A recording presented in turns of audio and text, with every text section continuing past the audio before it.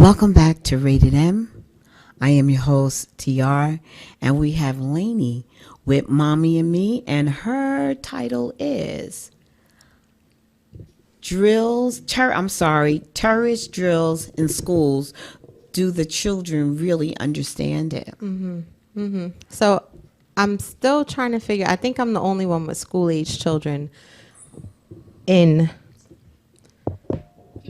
I think I'm the only one with school-age children on this show, but I know a lot of our listeners and a lot of our watchers have kids in school. So around this time with the issue and the topic that Ruth was talking about, bringing bombs to school and trying to harm everybody, we have these drills that our children are doing in school, which prepares them in case someone comes in and tries to harm them. And basically what it is the kids are instructed to get under their desks or go to a specific side of the room where you can't be seen. The teacher shuts the lights out. They shut down the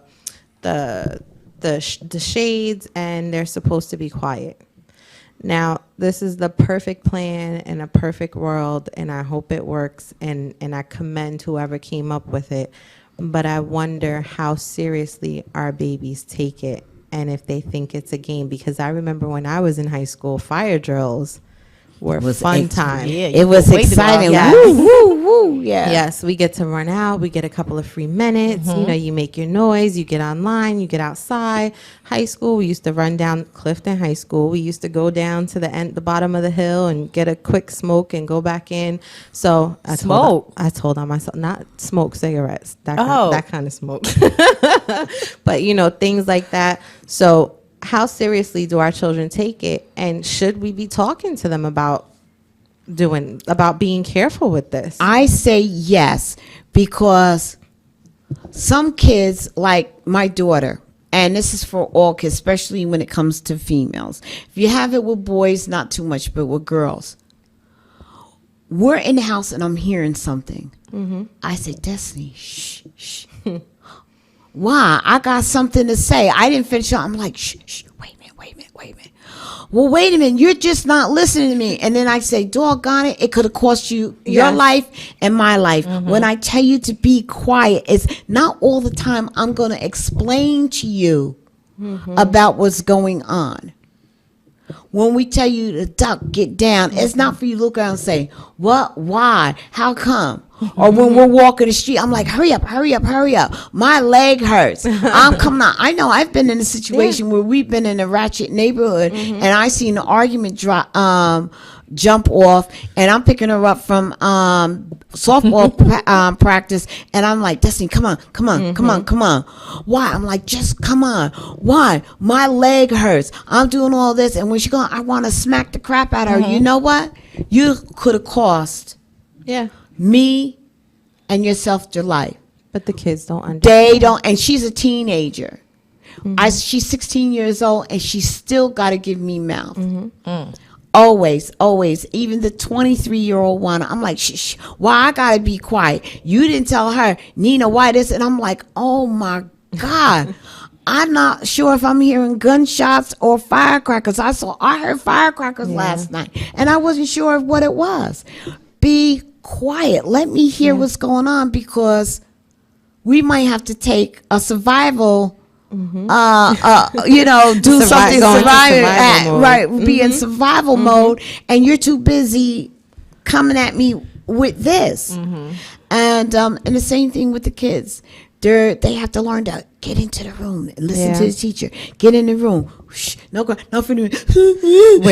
where that's they have to learn. It has to be presented to them. Like you say, should they take it seriously? It has to be presented in a serious manner. When I sub, the teachers come up to me and say, "Oh, I like you because I don't take no junk in my classroom." When I say be quiet, be quiet. But when I say get in line, get in line. But are the kids gonna be scared?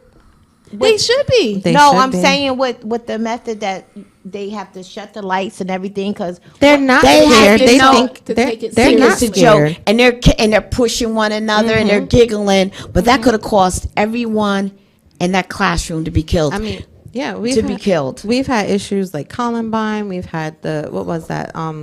I forget where that was, where Recently, last year. In Connecticut. in Connecticut, you know, the high school, Clifton High School, that could have been an issue. You know, all these different things that are coming up. Our kids need to be taught that you need to follow directions. To And when save they say everybody. be quiet, it's not for you to talk back to the teacher. Why?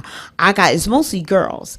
And guys act up because they want to be the class clown and stuff like that. But even when was it last year when there was a breakout with the kids, with the shootings, some of the kids survived because they followed They faked. the directions. They faked being in another room. It was like shh. And when you hear the testimonies, they were scared, but they knew how urgent it was, and for not to even hear a peep, not like ooh, ooh. Now you caused everybody to get killed. Now, is There all was- the schools trained to do this? I don't know. I was actually looking around, and I know that Patterson schools do it. I know that if you go on to YouTube, you can see like some of the other schools in different states practicing. But you know something, urban schools, Kids should know. when they hear the gunshots, those and stuff like that, they already hitting the floor. A lot of them know what to do. But maybe because a lot of us do know what to do, they're so desensitized to having to prepare for something like that. Because the kids do not follow. I mean, Especially in No, school. you still Yeah. duck. I still duck if I. Well, I say this: a lot of kids and schools that are in urban places usually don't have somebody coming in there trying to blow it up. Not that way. not that way. Not that way. Not that way. Well- Places. Wait a 2nd Places that have movie theaters in the strong part of the ghetto. They don't have somebody coming in there crazy doing that unless it's somebody is drug related and they want to go in there and take that person out. They're not It's looking targeted. It's targeted. It's not trying to take everybody down. Like the one in the movie theater, they saw him come in and he was fully strapped with everything. Well, how would they know that it wasn't where he felt he had his rights to walk around with being having guns on him, so they don't question him? And then all of a sudden he goes in the movie theater. But teach your kids. I don't care if it's in school or anywhere else. When you say be quiet, for them to listen. When you say duck, get on the floor, for them to act and listen. You have to When- explain why too, TR, because it's not enough just to say now, do what I say. Explain the But I repercussions need too. to, of course, you tell them that. But I tell my granddaughter that all the time. But when I go to say something to her to give her a command, she's got to tell me what you say, or I don't feel like it, or she got to give some kind of mouth back instead of doing what I said. A drill is a drill. I'm not going to explain to you every time. It's a rock and a hard place because the age that these kids are, like, depending on the age, they're not going to understand that concept. They're not going to understand it until you make it like a behavior. And that's the scary part. It's like any fire drill at home. When you say to do something, But we really need to teach our kids how to survive, period. The issue is a fire drill and a terroristic threat, or somebody coming into the school to attack our children, Or your home. or your home. That's a fire is a natural disaster.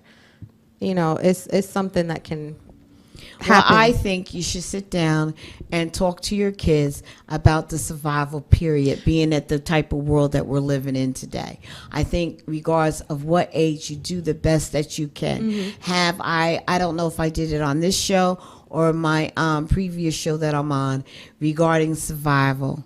There's a meeting place in case we ever got separated, regardless if it's a tsunami or it's some type of terrorist threat or whatever, an earthquake, whatever it is survival skills. And because we are heard in 93 countries, everybody's survival situation is different. And you need to teach your kids that everything, regardless if it's terrorist threats, a tsunami coming in, a plane coming into the block, a shoot up at at a movie theater, even down to how many young kids faked it and played like they were dead that saved their lives. These are the ones where their parents sat down and talked to them, and they have been as young as 6 years old to know what to do. You really need to sit down, talk to your kids, people, about survival, period. Your household needs to know how to survive in case of an emergency, regardless of what the emergency is. It could be in a mall. It could be in a movie theater. It could be sitting on the beach and all of a sudden a big wave comes in and gets ready to snatch like it was with the tsunami.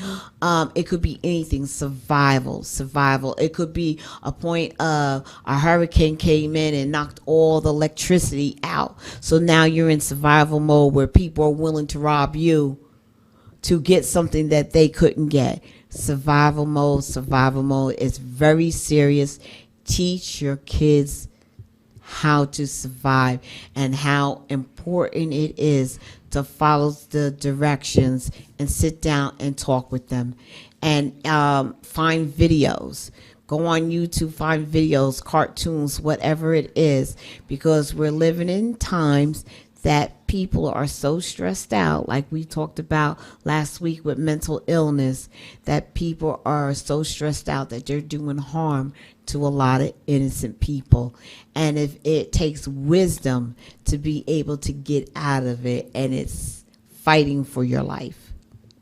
So on that note, folks, we'll be right back. Rated M, and I got something for you ladies, something that you may be interested in. See you in a minute. Rated A.